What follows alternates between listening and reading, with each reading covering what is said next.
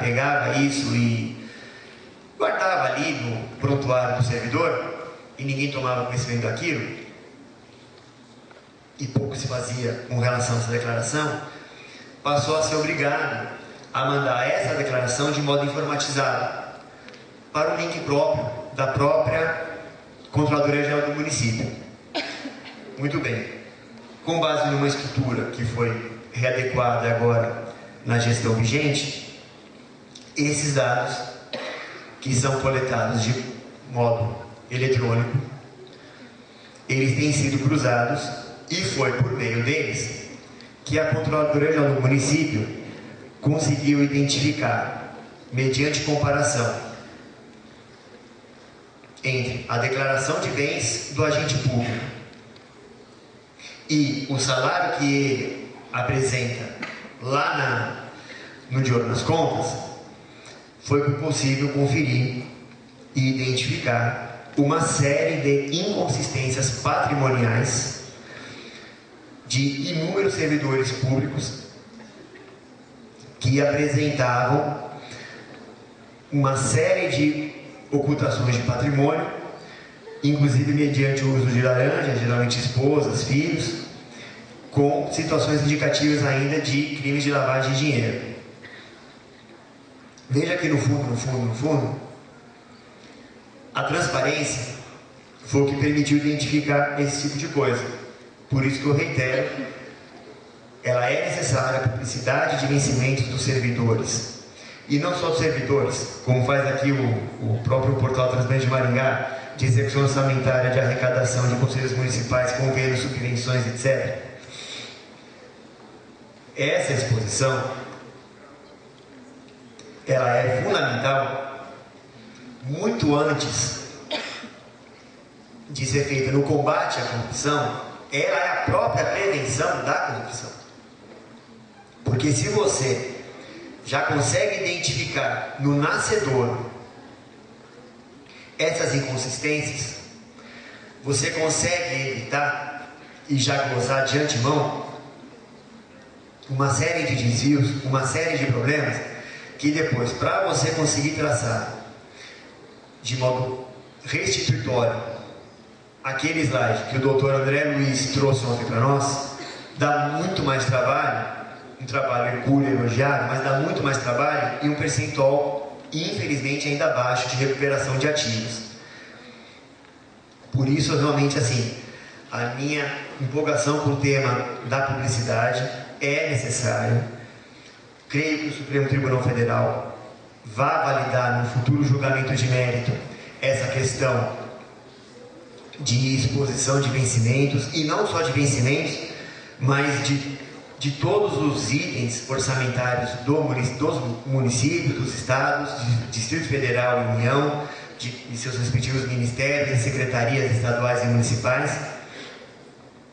O que eu realmente fico só na dúvida, e fica aqui o meu senão, minha crítica pessoal, é só em relação à forma, em relação ao modo dessa exposição, em relação ao modo de como preservar, como você balancear, como você ponderar esses princípios de publicidade de um lado, necessária à manutenção, ao próprio recrudescimento do Estado democrático de direito, mas ao mesmo tempo a preservação da vida privada, da intimidade dos agentes públicos, que são as pessoas que compõem o dia a dia da administração, que são as pessoas que compõem o cotidiano, que são as pessoas que compõem o próprio cotidiano do próprio poder público que está sendo exposto.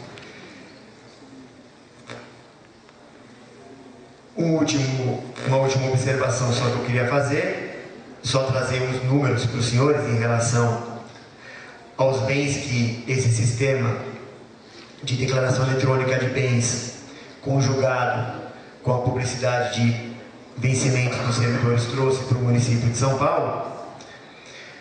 Foi com base nisso que no segundo semestre do ano passado, eu creio que todos devem ter acompanhado, foi noticiado por mais de 30 dias subsequentes no Jornal Nacional, o escândalo do ISS.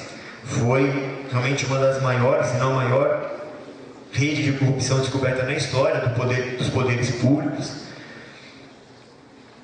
quando foram, inclusive, presos 4 auditores fiscais do município, e foi ali desviado um esquema de aproximadamente 500 milhões de reais nos últimos 5 anos.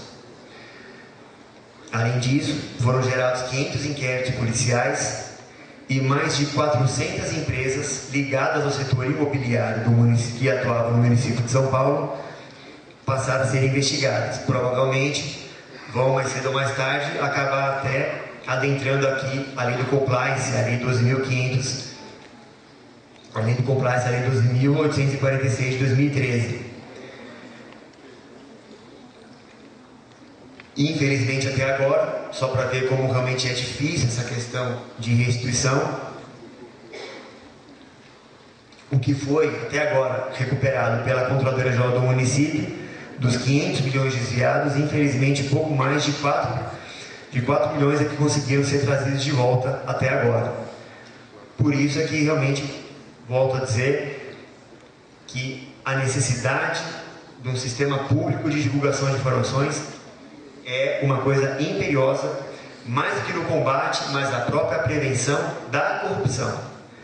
Deixo apenas a reflexão dos colegas que vieram aqui prestigiar a palestra, a forma, o modo como compatibilizar o princípio da publicidade, o modo de exposição, que é realmente uma necessidade na prestação de contas de todos para com todos, em relação à vida privada e à intimidade desses mesmos agentes públicos que compõem a estrutura da administração pública. Muito obrigado pelo convite. Retribuo a palavra ao Dr. Alexander na condução dos trabalhos da mesa. Muito obrigado.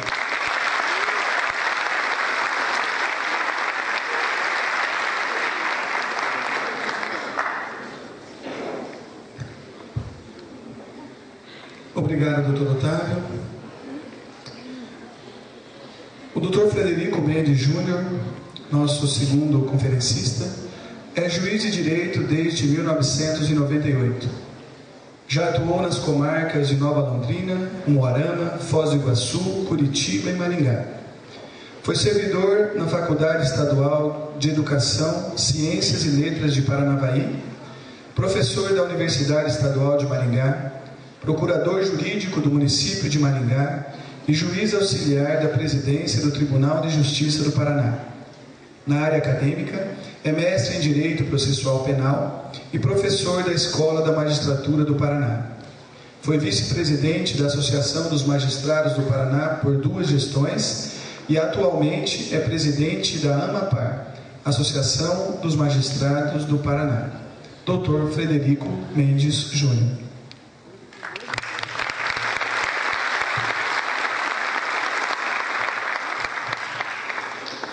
Boa noite, senhores. Obrigado pela atenção.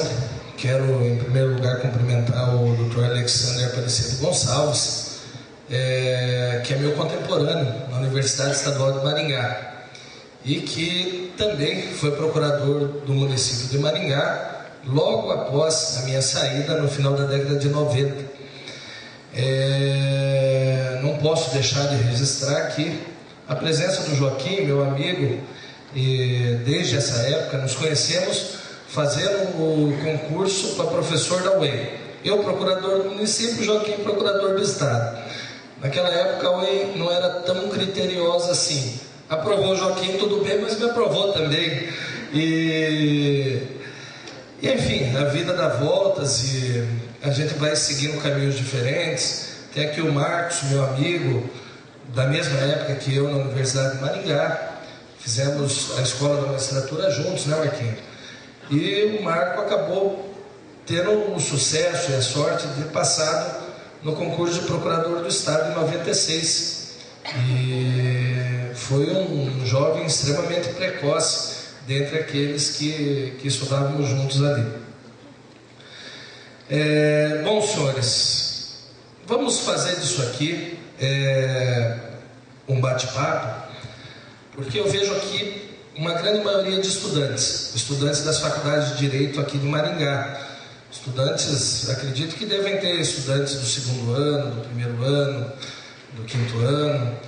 E vendo esse público assim, me faz recordar da época que eu estava lá na UEM, no Centro Acadêmico Sobral Pinto, que agora se chama Centro Acadêmico Horácio Racanello, e no Diretório Central dos Estudantes da Universidade de Maringá.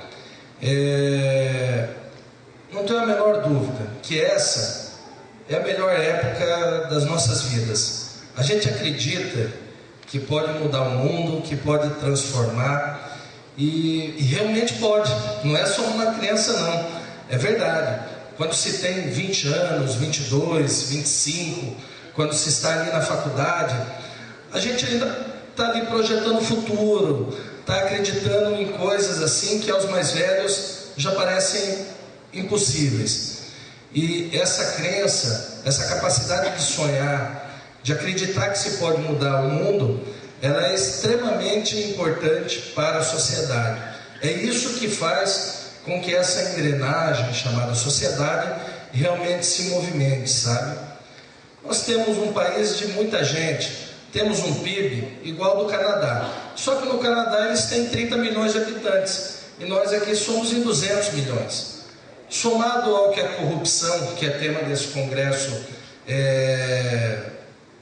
leva, não é fácil ser um jovem brasileiro de uma família humilde, de uma família de operários, de trabalhadores rurais, e chegar à universidade, e chegar à faculdade, como os senhores estão chegando. Só por isso, os senhores já merecem ser considerados vencedores. Por quê? Estudaram o primeiro grau, fizeram o segundo grau, estão na faculdade. A grande maioria trabalha durante o dia para estudar à noite, ou estuda cedo e arruma um trabalho à tarde, ou a família, todo mundo se juntou e está ali se esforçando para mantê-los na faculdade. E às vezes a gente cai alguns tombos, às vezes não dá certo, às vezes você queria entrar numa outra faculdade melhor, não deu certo, entrou nessa, às vezes você quer um trabalho bom, não deu certo, mas o que faz a diferença é essa capacidade do brasileiro, da população brasileira, da juventude, de acreditar, de sonhar, de seguir em frente, de cair um tombo e se levantar. Tem um filme do Rocky Balboa que ele fala o seguinte, que o que faz a diferença não é quanto você bate, mas o quanto você suporta apanhar. E é isso, senhores. Na vida dos senhores e de todos nós, há uma série de derrotas. Há um concurso que você tenta e que você não passa. Há uma casa que você um dia quer comprar, mas você não tem dinheiro. Há um presente que seu filho quer e naquele momento você não tem condições de comprar. A vida é assim. A gente enfrenta uma série de frustrações. Mas o que faz a diferença é isso, essa capacidade de dar a volta por cima, de sonhar, de acreditar que é possível um futuro melhor. E o Brasil é um país com um grande futuro pela frente. Há um futuro muito melhor aí pela frente. Um futuro sem corrupção, um futuro desapegado de velhas tradições que são ruins. Nós herdamos muitas coisas ruins, sim. Então, por exemplo, tem coisas da nossa colonização lusitana, da nossa colonização portuguesa, que era o quê? A venda de favores. Então, de Portugal já havia um costume de se uma pessoa fazia um favor para o outro, e aí você dava um emprego num estabelecimento público para um filho do barão, e ele te retribuía de uma outra forma que ele podia, e a gente manteve isso. Então, quando se fala em corrupção, nós não estamos só falando nessa coisa de uma pessoa dando dinheiro para outra, do sujeito que é parado numa blitz ali da polícia e tenta dar um dinheiro para o guarda, ou de alguém que vai receber um fiscal de qualquer coisa, e tenta subornar esse fiscal para evitar a fiscalização. Não é só disso que nós estamos falando. Nós estamos falando da pessoa também que deixa às vezes de cumprir o seu dever de ofício por conta de amizade, porque recebeu, sei lá, uma medalha. Parece aquele personagem do desenho, um cachorro que adorava medalha, né? Que era um personagem da Hanna-Barbera. Então, há muitas formas de corrupção, senhores, e que não se restringe somente a dinheiro. Vim aqui para dizer aos senhores o seguinte: o judiciário, neste contexto, de forma bem breve, o Poder Judiciário no Brasil, somos mais ou menos em 18 mil juízes, contando tribunais superiores, primeiro grau e segundo grau. 18 mil vagas, na verdade, estamos em uns 16 mil. Há umas 2 mil vagas abertas a serem preenchidas. Desse contingente, 85% está na Justiça Comum dos Estados, que detém também 85%, 86% de toda a competência, de todos os litígios, de todos os conflitos que existem no Brasil. Sendo dividido os outros 15% dos litígios entre as demais justiças. Justiça Comum Federal, Justiça Militar, Justiça do Trabalho. Aqui no estado do Paraná, particularmente, nós somos em 800, mais ou menos. Uns 350 em Curitiba, incluindo juízes de primeiro grau e do tribunal, e o restante, 450, 500 juízes no interior do estado do Paraná. Bom, senhores,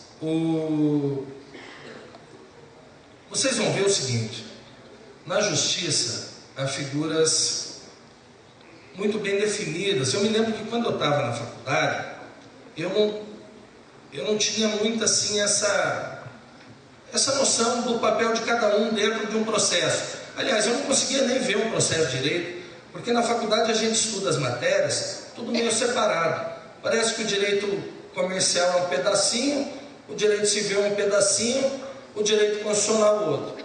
Aí lá no 6º ano, depois você se forma, você vê que não está nada separado, que está tudo junto.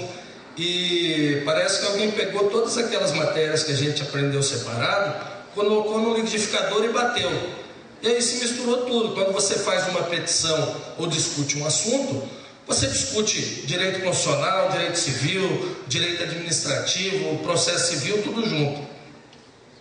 E eu não tinha muita a noção do papel de cada um desses atores. Na esfera criminal, básica e possível também, da teoria geral do processo, você tem lá figuras muito bem definidas do advogado, do juiz e do promotor ou do acusador do processo criminal, né? Isso aí tem a ver com o sistema acusatório que existe no Brasil. Lembram-se lá da lição de processo penal que nós temos historicamente 2 sistemas: um sistema inquisitório e um acusatório. O sistema inquisitório que se caracteriza pela cumulação de todas as funções de um processo em uma única pessoa. Então, o mesmo que acusa é o mesmo que defende, que é o mesmo que julga. Temos ali um sistema inquisitório, uma coisa que existiu, por exemplo, na Idade Média, com muita força, que é característico de sistemas totalitários. E temos, de outro lado, o acusatório, onde você tem funções bem definidas. Você tem um órgão do Estado para acusar, você tem um ou mais órgãos do Estado para acusar, você tem um órgão para julgar e você tem um órgão para defender, todos com funções muito bem definidas. Então, o promotor, o juiz, o advogado. Nesse caso, estou dizendo, o advogado privado, porque geralmente a advocacia pública, nesses casos, está fazendo o papel de autor nessas ações ou de assistente na acusação. Isso é principal característica do sistema acusatório, como dito pelo Ferraioli.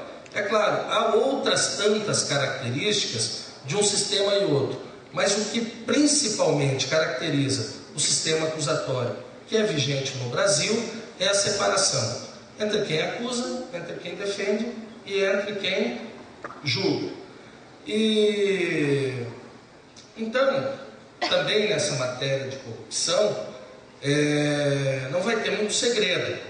O que você vai precisar? Você vai precisar de alguém que acuse alguém dessa corrupção, que consiga provar essa corrupção, e o juiz vai condenar. O juiz acaba não tendo um papel muito ativo, um papel de sair correndo ou de fazer algum tipo de ação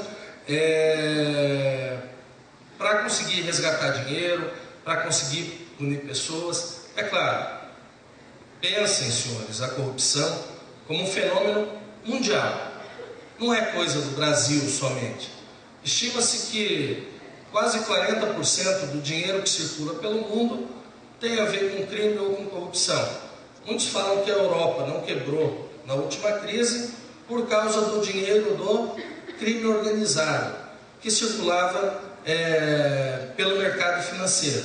Esse dinheiro sem origem, esse dinheiro que vem de práticas ilícitas.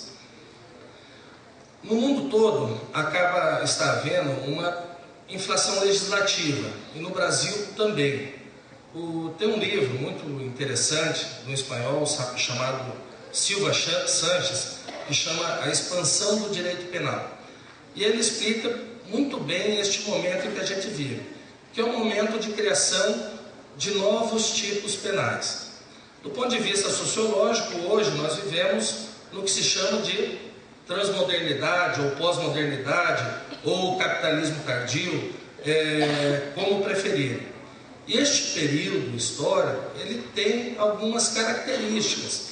Uma delas é a que o Luiz Fernando Coelho, professor aqui da Federal, chama de desreferencialização, que o sujeito perde as suas referências quanto ao Estado, perde as suas referências quanto à justiça e começa a questionar todos esses conceitos.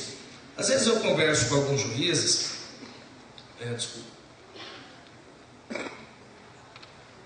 na presidência da Associação dos Magistrados, às vezes eu converso com alguns juízes e o pessoal fala assim, bom, antigamente sim que tinha respeito, nós entrávamos em uma sala e as pessoas se levantavam, eu dava uma decisão e ninguém discutia.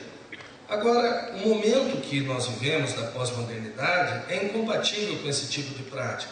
É evidente que vai ser lançada uma decisão judicial e no momento seguinte alguém vai estar lá no Facebook falando, olha, eu fui condenado lá num processo, mas foi injusto. Por exemplo, o mensalão.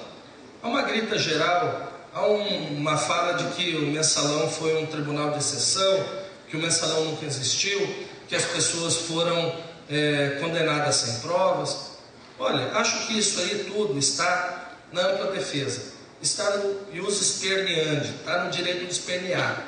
Então é claro que quem foi condenado não gostou, é claro que quem é amigo de quem foi condenado também não gostou, e vai falar, olha, isso aí não tinha prova, isso foi uma arbitrariedade. Não foi nada disso, foi um processo necessário, que representou um divisor de águas no país e que deveria acontecer sim, sabe?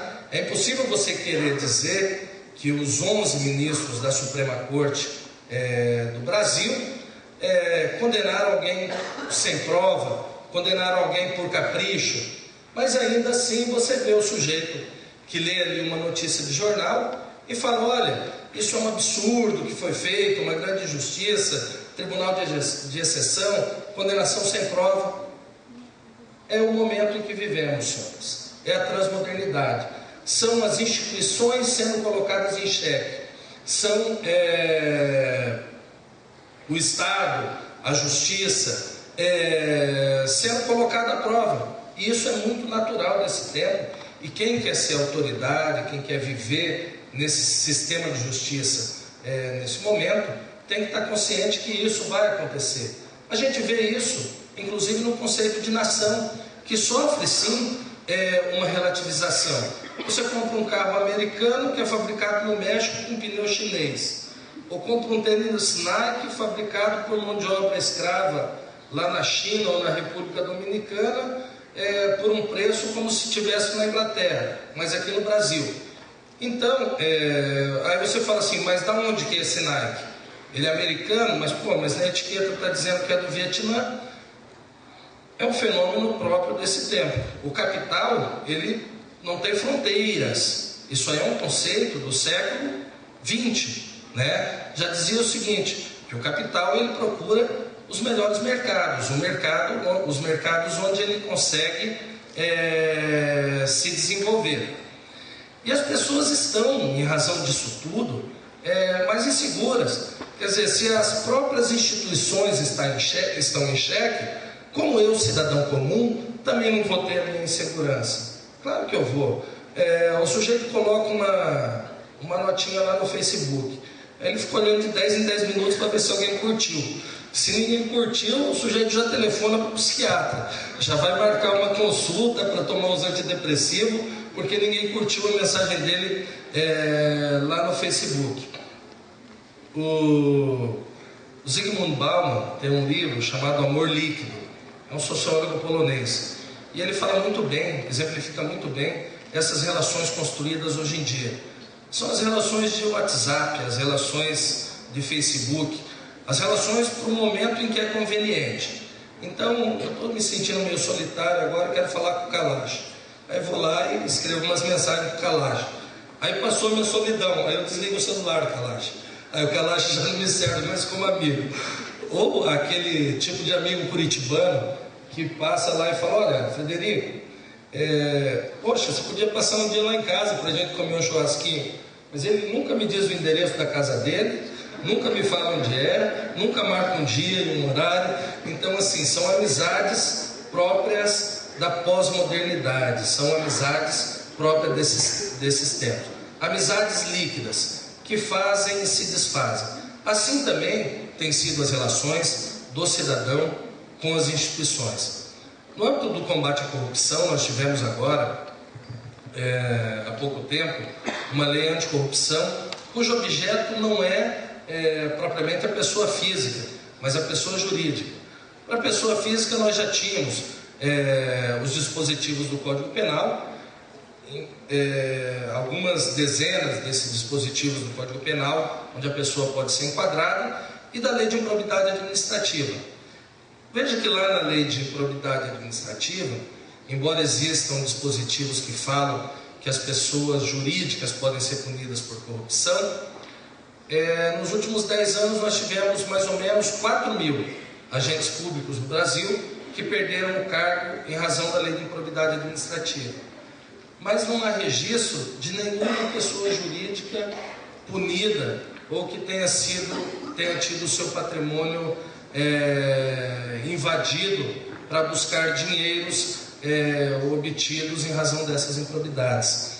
Então realmente faltava no Brasil um mecanismo capaz de atingir este público, essa clientela. Essa lei do final do ano passado vai ser capaz de fazer isso? Não tenho muita certeza. Por quê? Essa é uma lei que surgiu nos Estados Unidos na década de 70, em pleno escândalo do Watergate, no processo de impeachment do Nixon. O Congresso americano constatou o quê? Que mais ou menos 400 empresas norte-americanas valiam-se de corrupção para obter contratos em vários países, geralmente países latino-americanos. E não faziam isso dentro do próprio Estados Unidos, porque lá o Estado sempre foi implacável. Quem não se lembra, há uns 15 ou 20 anos, quando o Empire State foi fechado? Fechado porque não pagou o tributo do mês passado, aí chegaram lá e fecharam. Esse prédio está fechado até você me dar aqui a parte do Estado.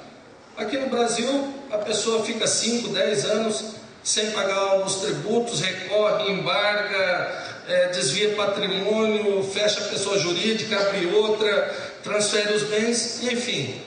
E você não consegue resolver o problema. Não obstante o esforço das pessoas relacionadas a essas atividades. Não obstante o esforço do Ministério Público, não obstante o esforço dos procuradores do Estado, dos procuradores do município, geralmente pessoal altamente capacitado. Mas por quê? Porque o instrumental, porque a ferramenta nunca foi muito adequada, Joaquim, para que a gente conseguisse fazer isso, sabe? Para que você conseguisse alcançar. Então, nos Estados Unidos, você tem empresas lá com 40, 50, 100, sei lá, 200 anos, e que fazem de tudo para manter o nome.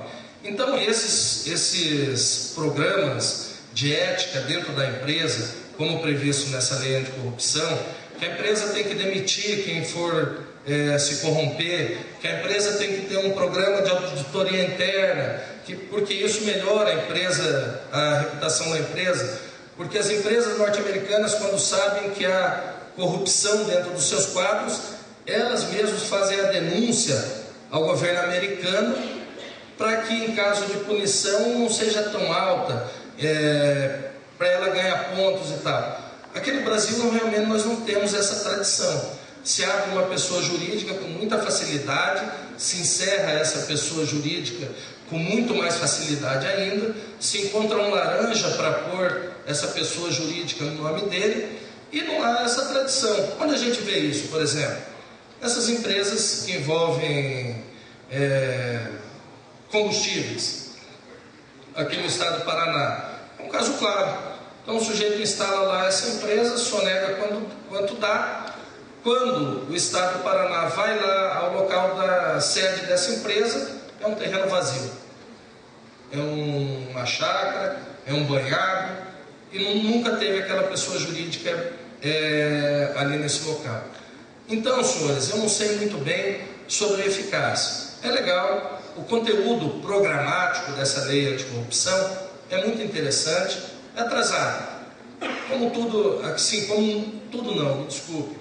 A gente tem que ter orgulho de muita coisa aqui no Brasil, né? A gente tem um escritor que é o segundo mais vendido no mundo, a gente produz muito livro, nós somos hoje a sétima, talvez a sexta potência econômica mundial. Tivemos agora a Copa do Mundo e vamos ter as Olimpíadas daqui a alguns dias. Então, nós somos uma grande potência, somos um grande país, mas algumas coisas chegam aqui atrasadas. E acho que nessa coisa da corrupção, o melhor, o mais importante é a mudança de mentalidade, senhores. Mentalidade de todos nós. Mentalidade que começa pelos mais jovens. Mentalidade que começa nas nossas relações dentro da nossa própria casa. Porque corrupção tem a ver com levar vantagem. Corrupção tem a ver com a lei de Gerson. Lembram-se dessa propaganda? Não lembram? Claro que não lembram. É a propaganda do Vila Rica, da década de 70, em que o Gerson falava: mas o importante é que a gente leve vantagem, a gente levar vantagem sempre. Então, senhores, combate à corrupção se faz com mudança de mentalidade, se faz com cidadania, se faz nas pequenas coisas, dentro das nossas casas, ensinando para os nossos filhos. Há coisas irritantes nesse negócio de levar vantagem, Kalash. Às vezes você está numa fila, rapaz, aí vem um monte de gente que corta fila. Fila do pedágio, por exemplo. Esses dias eu estava ali na fila do pedágio, um monte de gente vindo pelo acostamento e cortando fila e tal. E aí minha mulher até me cutucou: vai você também? Eu falei: não vou, eu tenho vergonha de fazer isso, não combina comigo. Então, pessoal, é isso aí. Acho que o combate à corrupção passa por todos nós. Não é com criação de lei simplesmente que se combate a corrupção. É com cultura. Esse é um problema cultural nosso e de que nós temos que nos libertar. Deve-se muito disso à nossa herança lusitana, e eu posso falar disso porque meu pai era português, então eu falo com muita tranquilidade. Muito obrigado pela atenção, senhores.